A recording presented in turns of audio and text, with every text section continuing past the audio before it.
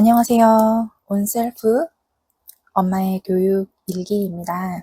오늘은 어떤 내용을 담을까 고민하다가 이제 여름방학도 다가오니까 4학년 1학기 동안 푼 문제집을 소개하면서 1학기를 마무리해 볼까 합니다.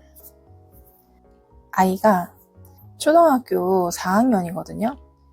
저희 아이는 공부 학원을 안 다니고 있어요. 그래서 집에서 문제집으로 예습 복습을 하고 있습니다. 홍공을 하고 있죠. 홍공을 하는 이유가 집에서 공부하는 습관을 길러주고자, 혼자 공부하는 습관을 길러주고자 집에서 하고 있고, 또 다른 여러 가지 이유가 있지만 사교육에 대한 이야기는 나중에 따로 영상으로 담아 볼게요. 일단 오늘은 4학년 1학기 동안 혼자 이렇게 문제집을 풀고 있다. 어떤 문제집을 풀고 있느냐, 이런 것들을 영상으로 담아 보겠습니다. 학기 중에 풀고 있는 문제집, 책거리 한다는 느낌으로 영상을 담아보고 아이가 어떻게 생활을 하고 있는지, 공부를 하고 있는지 루틴에 대해서 살짝 소개를 해보도록 하겠습니다. 저는 일단 평범한 옆집 엄마라고 생각해 주시고, 뭐 이렇게 따라해라 이런 것도 아니고요. 저는 이러한 생각으로 저희 아이를 이렇게 키우고 있습니다. 교육에 대한 일기를 기록하고 있는 거예요. 그러니까 여러분들이 불안해 하실 필요도 없고, 옆집 엄마는 이렇게 아이 교육을 시키는구나, 그냥 여러 엄마들 중에 한 가지 방식으로 이렇게 교육을 시키는구나.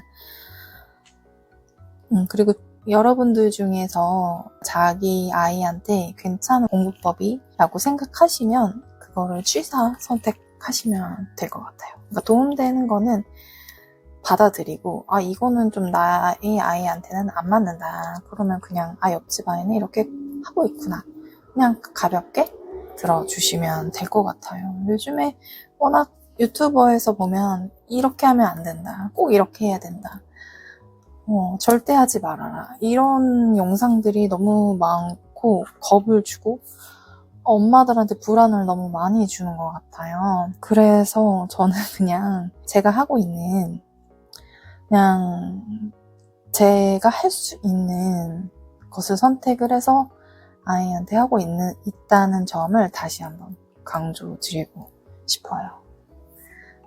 네, 부담 갖지 말라고 이렇게 말이 길어졌습니다.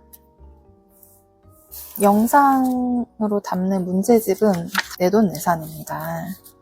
그렇기 때문에 절대 협찬받은 게 아니고, 제가 문제집을 살펴보면서 제 취향도 들어가 있고, 이런 걸 배우면 도움이 되겠다, 아이한테 맞는 문제집을 제가 보고 선택을 한 개인적인 관점, 그러니까 주관적인 관점에서 구매를 한 거예요.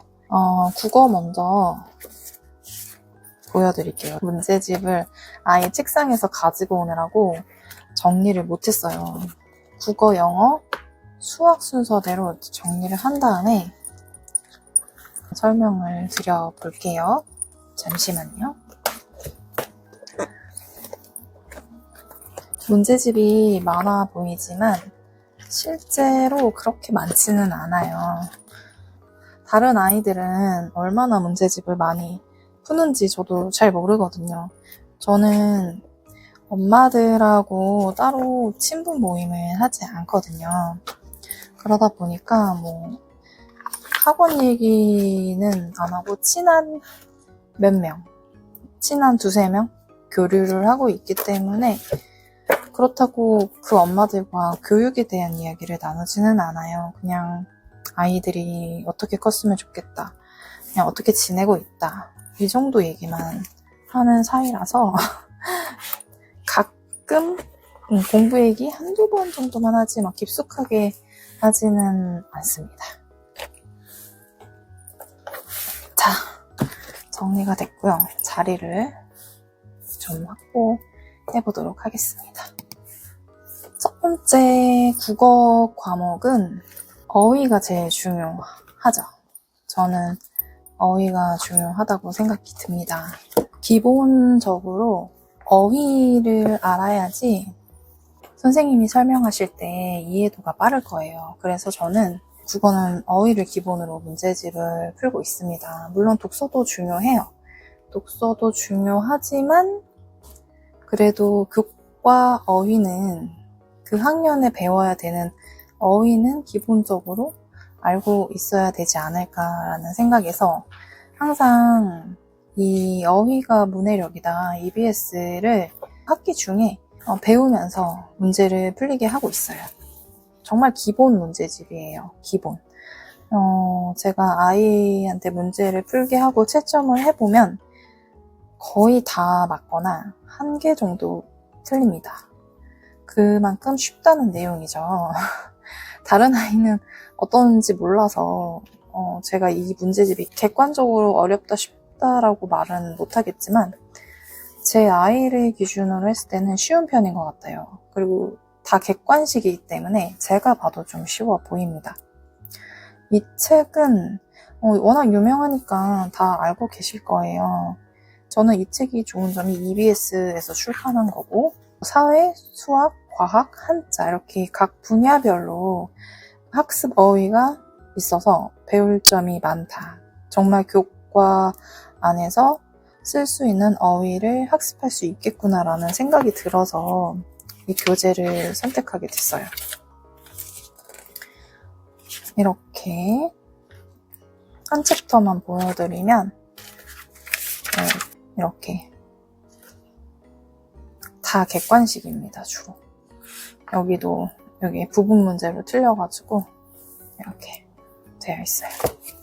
방학 동안에는 안 풀리고 주로 학기 중에 푸는데 주 2회 풀고 있어요. 국어 2번, 수학 2번, 영어 2번 이렇게 일주일에 2회씩 공부를 하고 있는데 그렇게 하면 금방 아직 방학이 안 됐는데도 다 끝났습니다. 주 2회만 하는데도 이렇게 다 풀리더라고요. 1주차, 2주차, 3주차 뭐 이런 식으로 맞춰서 그 주차대로 풀면 학기가 끝나기 전에 이렇게 다 풀 수 있습니다.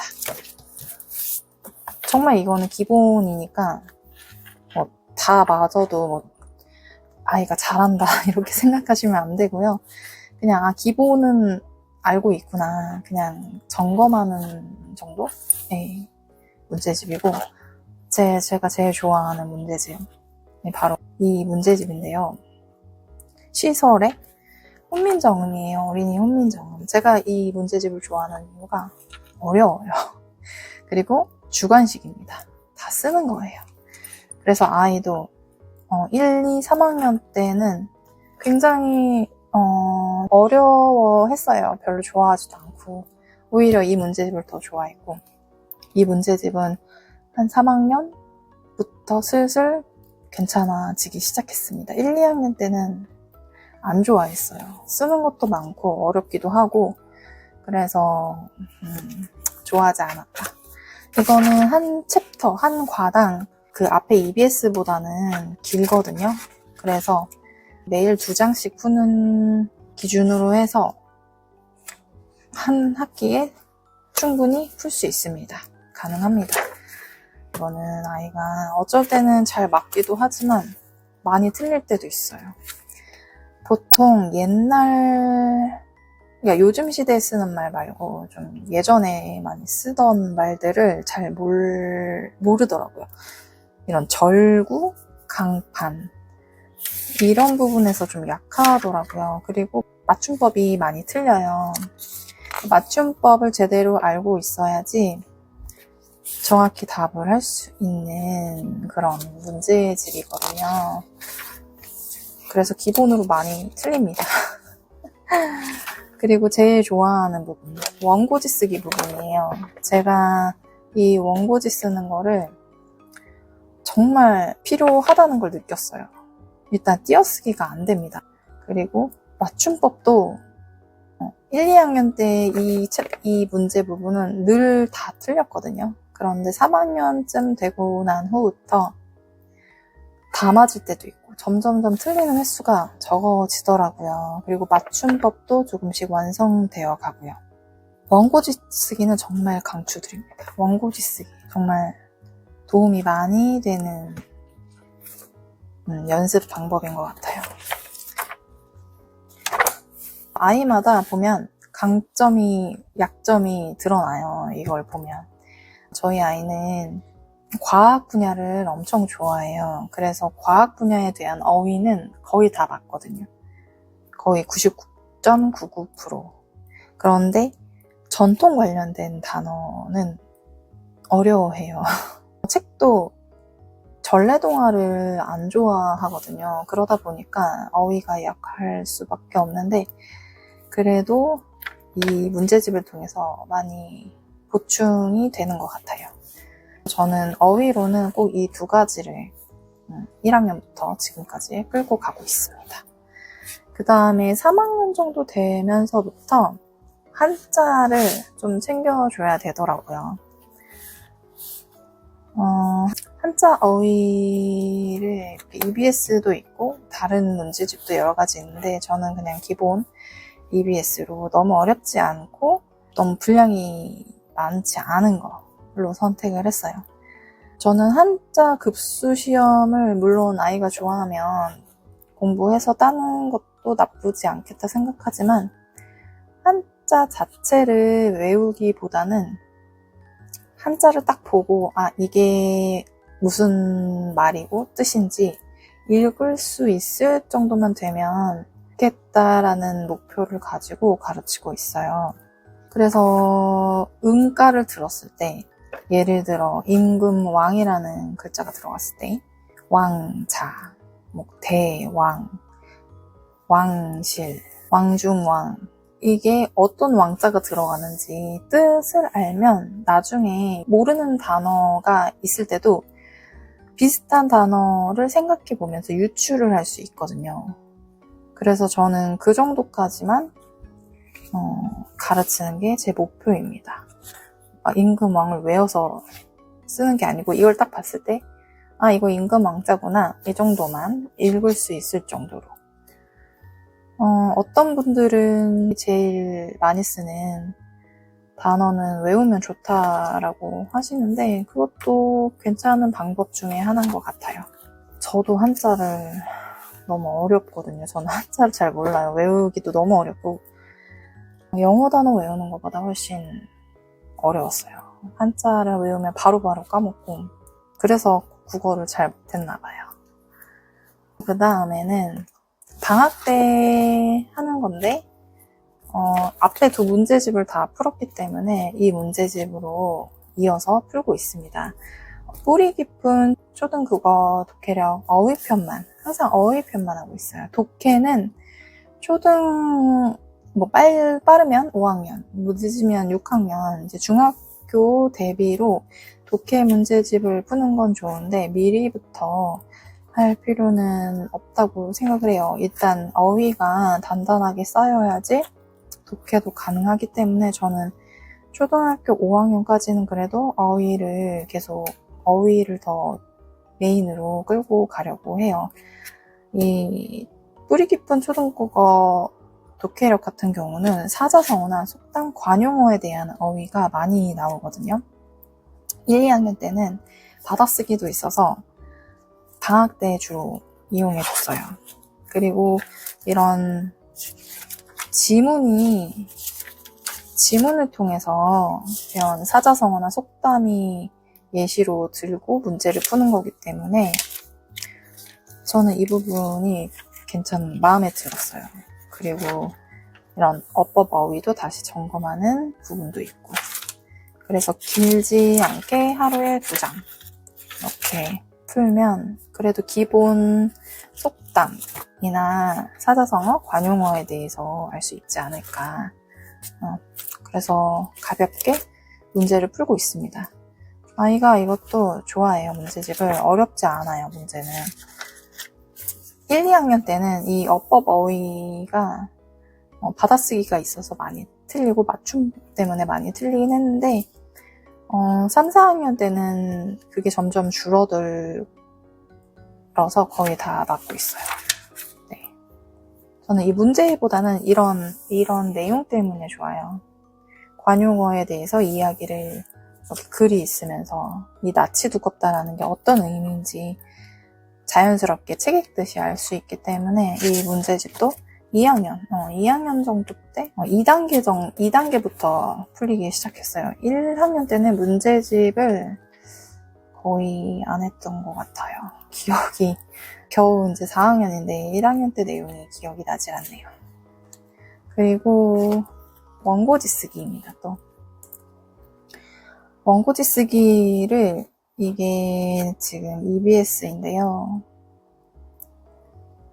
1학년, 2학년, 3학년, 4학년, 5학년, 6학년이 각각에 맞게 목적에 맞는 글을 쓰는 걸 배우긴 하는데 저는 그걸 위해서 쓰는 게 아니고 이 원고지 쓰는 것 때문에 쓰고 있습니다. 다른 거 아무것도 안 하고 있고요.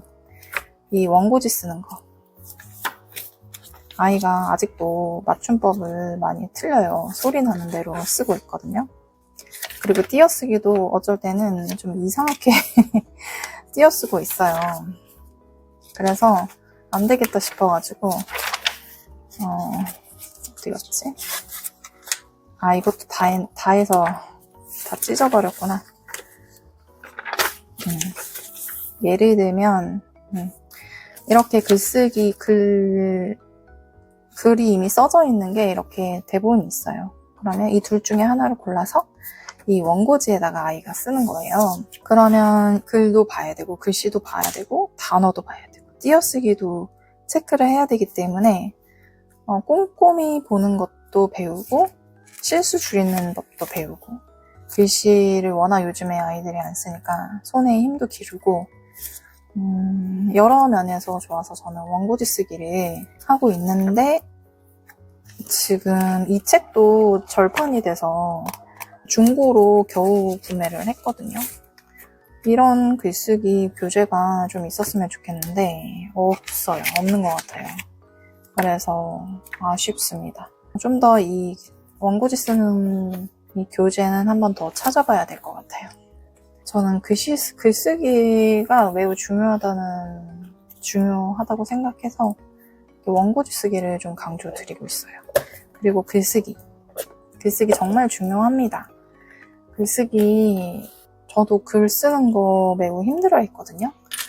초등학교 때도 글을 잘 못 써서 좀 많이 창피했어요.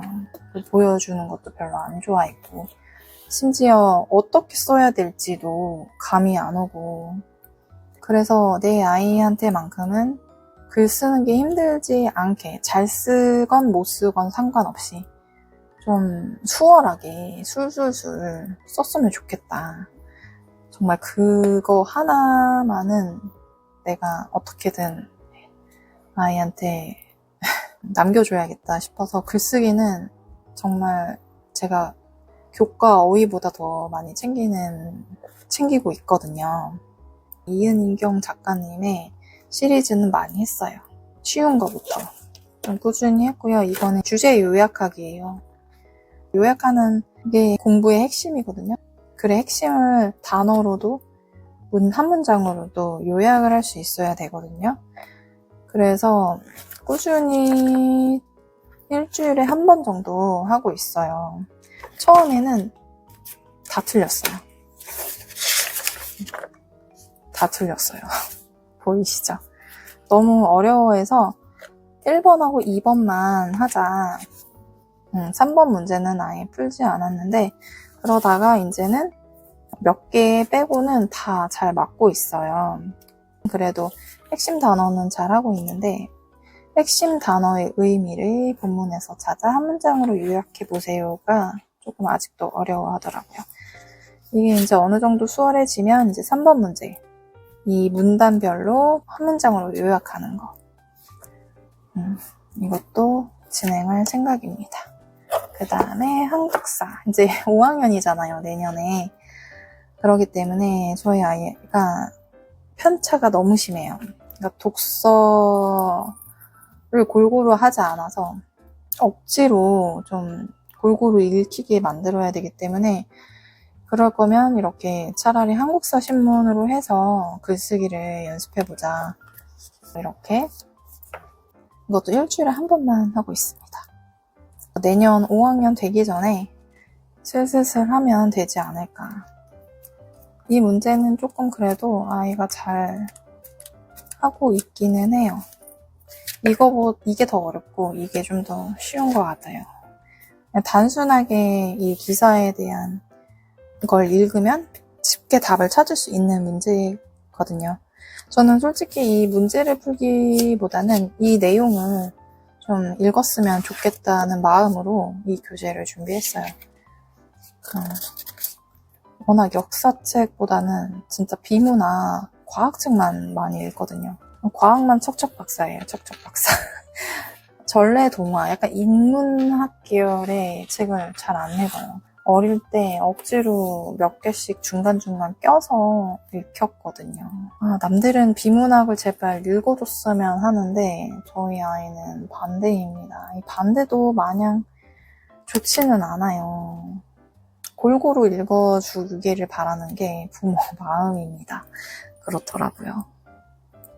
그 다음에 영어는 집에서 엄마표 영어를 하고 있어요. 엄마표 영어에 대해서 거부감이 있으신 분도 계시지만 저는 그냥 집에서 할 수 있으면 내가 해보자 라는 가벼운 마음으로 시작했습니다. 엄마표 영어에 대해서도 제가 따로 또 영상을 자세하게 담아 볼게요. 어떻게 하고 있는지. 가르치려고 얘기 드리는 게 아니고 저희 아이가 어떻게 하고 있고 상태는 어떤지 기록을 한번 담아 보겠습니다. 맨 처음에 공부를 먼저 시작하는 게 아니고 일단 영어 영상을 많이 봤어요. 하루에 1시간 정도씩. 귀를 먼저 트이게 해주고 이런 가벼운 책을 한 줄인데도 엄청 짧죠. 이 문장만 봤을 때 이 그림만 봐도 이게 뭘 의미하겠구나 라는 것부터 시작을 해서 지금은 AR 2점대 정도는 무난하게 읽고 2점 후반에서 3점 초반은 어려워하긴 합니다. 그런데 듣는 건 또 잘 듣더라고요. 아이 상태는 그렇고 이거를 유치원 때부터 시작을 했는데 7살 때부터 시작을 했죠. 이거는 많이 진짜 수백 번 자기 전에 읽어주고 지금은 어떻게 공부를 하고 있느냐 2문장씩 5번씩 쓰게 만들고 있어요. 쓰고 제가 한 번씩 테스트를 봅니다. 이 기존에 썼던 거를 얼마나 기억하고 있는지. 단어를 따로 암기시키지는 않아요. 단어 암기는 초등학교 정확하게 딱 집어서 얘기는 못하겠지만 적어도 초등 6학년 때까지 6학년에 시작해도 늦지 않는다라는 생각이 들어요. 인풋을 많이 하면 자꾸 보고 듣고 하다 보면 영어 단어는 그래도 금방 외울 거라는 생각이 듭니다. 한글도 마찬가지잖아요. 물론 영어랑은 문장 자체 발음과 이 표어라고 하나요? 이런 게 조금은 시스템이 다르지만 그래도 충분히 많이 듣고 읽고 하다 보면 자연스럽게 잘 외워지지 않을까 생각이 들고 한 3년 동안은 거의 독서하고 영상 보고 그 위주로 하고 나서 조금씩 오버랩 하면서 단어랑 이렇게 약간의 학습이 들어갔어요. 지금 하고 있는 게 이거 단어 문장 쓰기랑 EBS 영자신문을 보고 있거든요. 킨더로 보고 있습니다. 킨더가 최대 2.5, AR 지수 2.5 정도로 알고 있어요. 이렇게 쉬운 거부터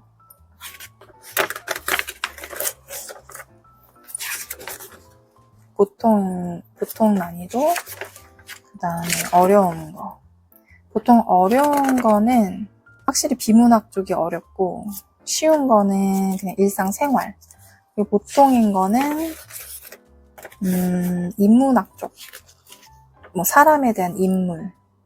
이런 이야기들이 많아요. 그래서 오히려 중간 노멀을 아이가 어려워하고, 어려운 거는 오히려 더 잘해요. 아까도 말씀드렸다시피 과학을 좋아하기 때문에, 영어도 마찬가지예요. 영어도 과학에 대한 부분을 많이 좋아하기 때문에 오히려 어렵지 않게 잘 소화하더라고요.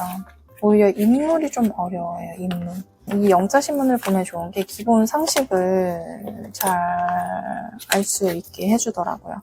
뭐 나라, 지역, 사람, 과학, 상식, 배경 지식을 좀 폭넓게 알 수 있게끔 영어도 이렇게 신문을 하고 있는데, 예전에는 듣고 따라 읽고 모르는 단어를 밑줄을 쳤다면 4학년 들어와서는 한 문장씩 해석하는 걸로, 그러니까 전체 해석 말고 한 문장만, 첫 번째 문장 아니면 마지막 문장 골라서 해석해보라고 시킵니다. 그럼 해석을 제법 잘 해요. 물론 매끄럽게 막 하나하나 딱딱 직독직해처럼 하지는 못하지만 대략 내용에 맞게끔 해석을 잘 하더라고요. 따로 학원 가서 공부를 하고 있진 않지만 이게 되는 게 진짜 너무 신기하더라고요.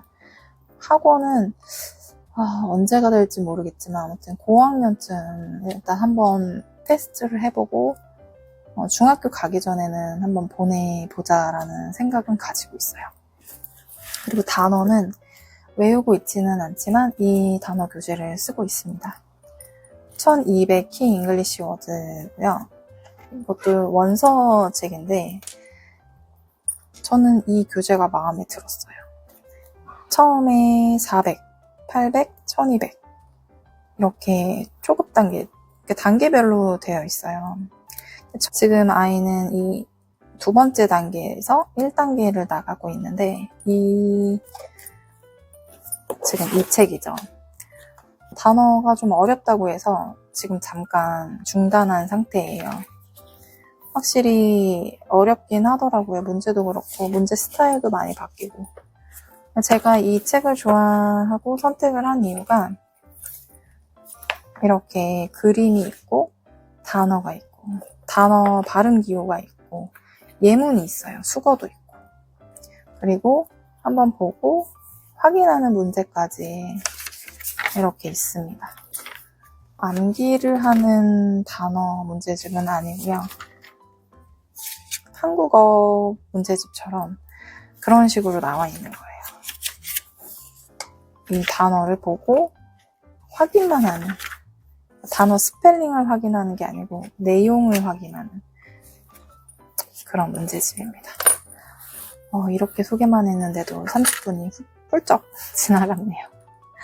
그 다음에 엄마들이 제일 관심이 많은 수학인데요. 수학은 확실히 점점 학년이 높아질수록 아이가 잘하는 것 같아요.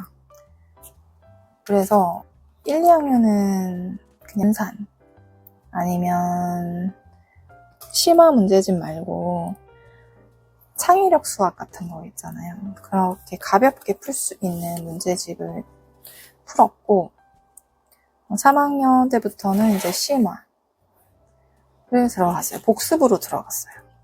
방학 때 시간이 되면 이거를 먼저 들어갑니다. 그래서 단원평가는 남겨두고 이제 중요한 계산 문제 위주로 예습을 시작해요. 곱하기, 나눗셈 이런 것들이에요.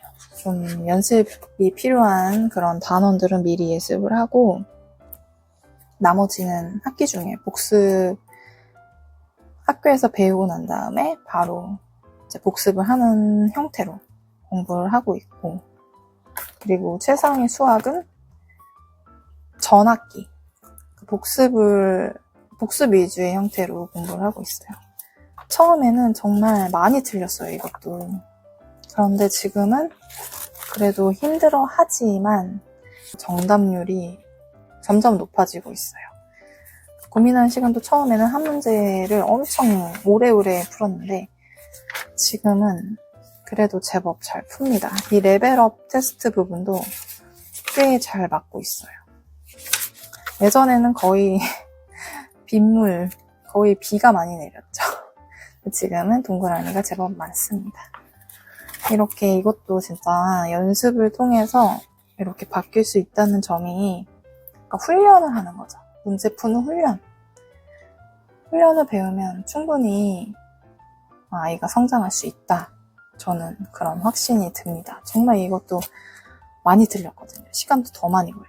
근데 시간은 점점 줄어들고 틀리는 수도 점점 줄어들고, 그래서 집에서도 충분히 아이에 맞게끔 조절해 줄 수 있다. 조절하면 충분히 따라올 수 있다.